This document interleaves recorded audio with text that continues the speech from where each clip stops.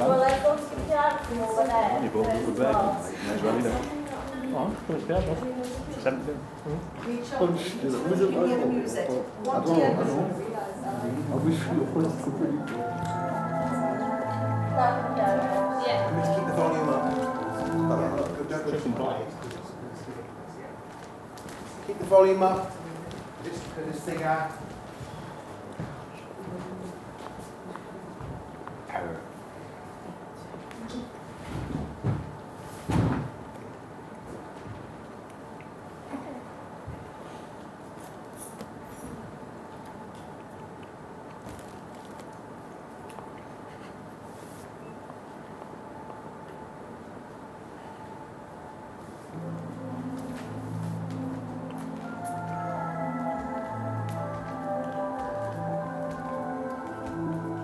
Can't think.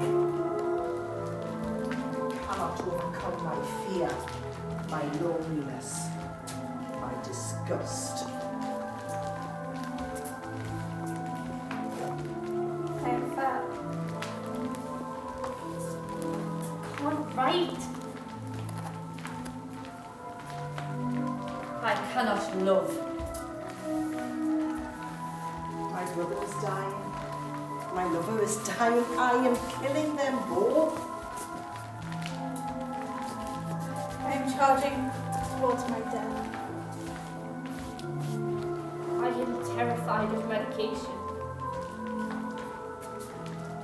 I cannot make love. I cannot fuck! I cannot be alone. I cannot be with others. My hips are too big.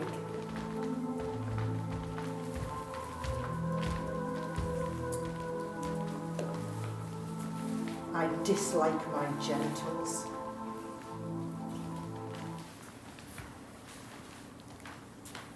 At 4:48, when desperation visits, I will hang myself to the sound of my lover's breathing.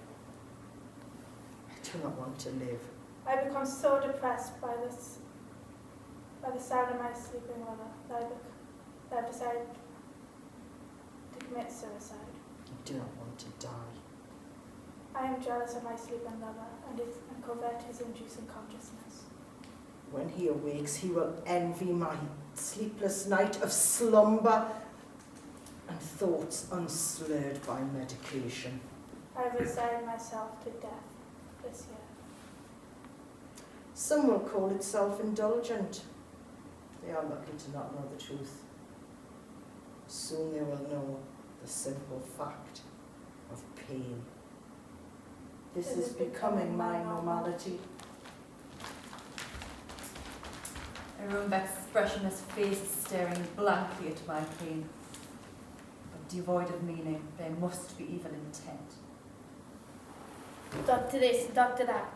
And Dr. Watson, who's just passing and thought he'd pop in to take the piss as well. Hurling in a hot tunnel of dismay, my humiliation complete as I shake without reason and stumble over words and have nothing to say about my illness, which anyway amounts only to knowing that there is no point in anything, because I am going to die. And I am deadlocked by that smooth, psychiatric voice of reason which tells me there is an objective reality in which my body and mind are one. But I'm not here. I never have been. Doctor this writes it down, and Doctor that attempts a sympathetic murmur, watching me, judging me, smelling the oozing, crippling fear oozing from my skin, my desperation clawing in all-consuming panic as I stare at the world and wonder why everyone is smiling, looking at me with secret knowledge of my aching shame. Shame. Shame. Drown in your fucking shame. Inscrutable doctors, sensible doctors. We are doctors. Doctors you'd think were fucking patients if you weren't shown proof otherwise. Always asking the same questions, put words in my mouth, offer chemical cures for congenital anguish and cover each other's arses until I want to scream for you.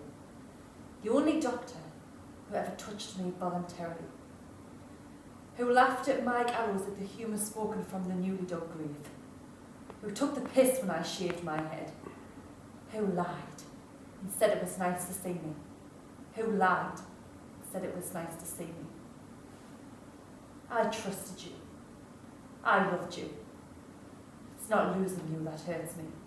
It's your bare-faced fucking falsehoods that masquerade as medical notes. When I was believing that you were different, and that you even sometimes felt distress that sometimes flickered across your face, you were covering your arse too, like every other stupid mortal cunt. To my mind, that's betrayal. And my mind is the subject of these bewildered fragments. Nothing can extinguish my anger, and nothing can restore my faith. And this is not a world in which I wish to live. So, you got any plans?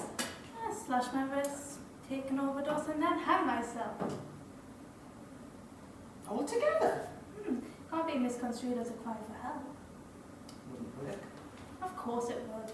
It wouldn't. You'd get drowsy from the overdose, and then you wouldn't have the energy to slip your wrists. I'll be standing on a chair with a noose around my neck. Do you think if you were by yourself, you might harm yourself? I'm scared I might. Do you think that's precaution? Yes, it's fear that keeps me away from the train tracks. I just hope to God that death is a fucking end. I feel like I'm 8 years old and my mind wants to die. But you're not 80 years old. I have reached the end of this dreary and repugnant tale of a sense turned in an alien carcass, and lumpen by the malignant spirit of the moral majority. I've been dead for a long time. Back to my roots.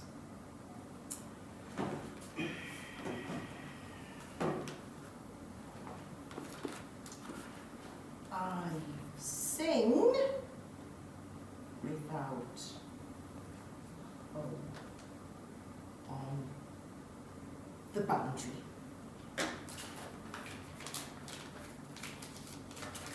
RSVP. ASAP.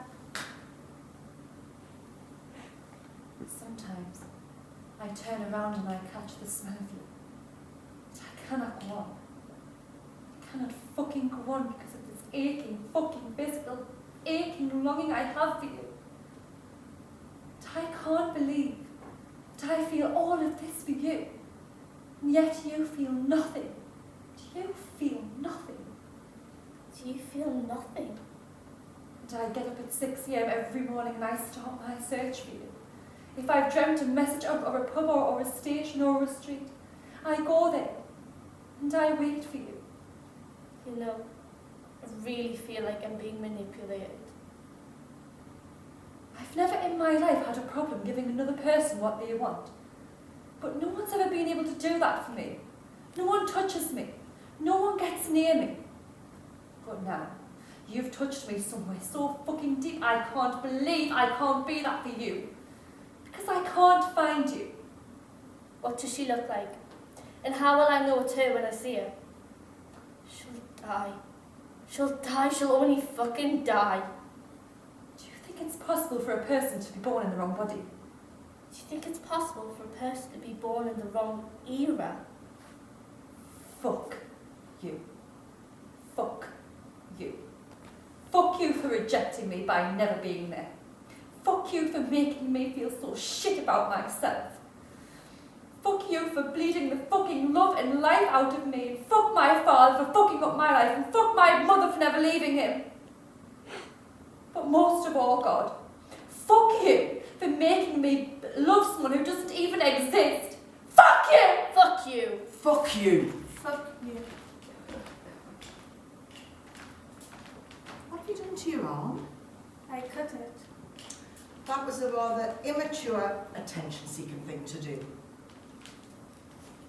Did it relieve the tension? No. Did it give you relief? No.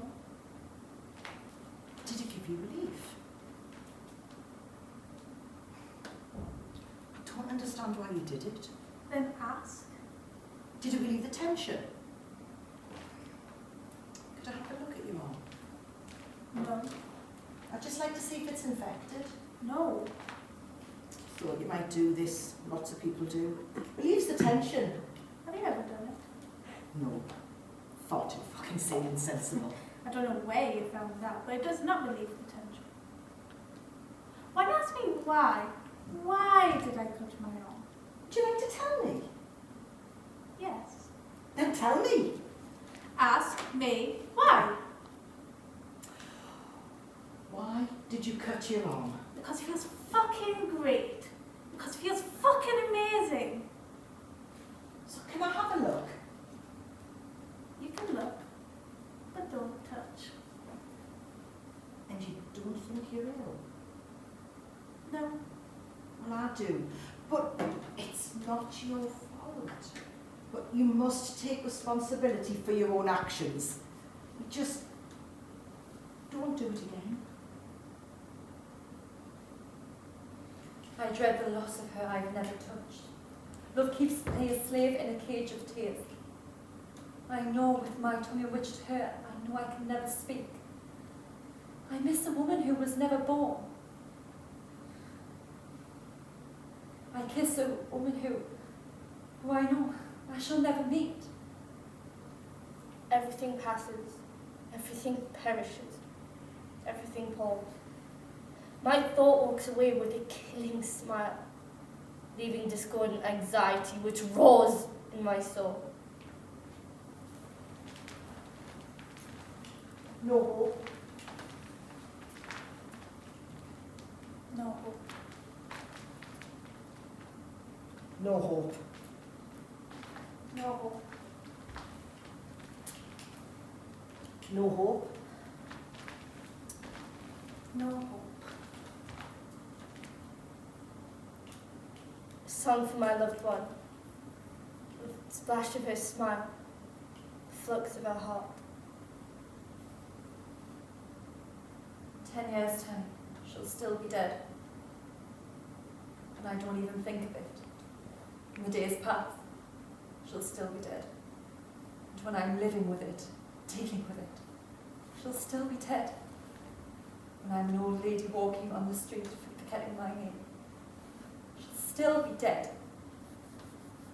She'll still be dead. It's just all fucking over.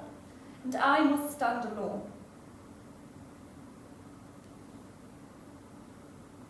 Please, don't try to switch. Please don't try to switch off my mind by attempt to straighten me out. Listen and understand. And when you feel content, don't tell me. At least, not to my face. But I don't feel contempt. No, It's not your fault. it's not your fault. That's all I ever hear. It's not your fault. It's an illness. I know it's not my fault. I've heard it so many times I begin to think it is my fault. It's not your fault. I know! You allow it, don't you? There's not a drug on earth that can make life meaningful. You allow this state of desperate absurdity. You allow it. I won't be able to move. I won't be able to work. There's nothing going to get in the way of work like suicide. I dread it. I went to the doctors, and they gave me 8 minutes to live. I've been in the fucking waiting room half an hour. Let's do it. We'll take the drugs, we'll do the chemical lobotomy, we'll cut off the higher functions of my brain, then I might be able and be capable of fucking living. Let's do it! At 4:48, when sanity visits, for 1 hour and 12 minutes, I am in my right mind. But when it has passed, I shall be gone again. A fragmented puppet, a grotesque fool. But when I am tricked by vile delusions of happiness, I cannot touch my essential self. Why do you believe me then and not now? Remember the light and believe in the light. Nothing matters more. Stop judging by appearances and make a right judgment.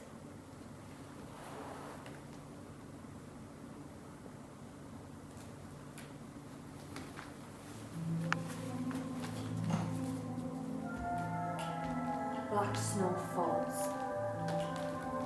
In death you hold me, never free. I have no desire for death. No suicide ever had. Watch me vanish. Watch me.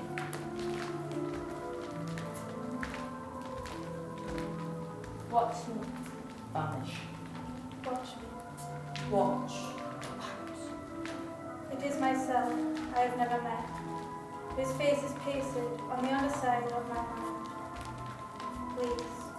Over the Curtains.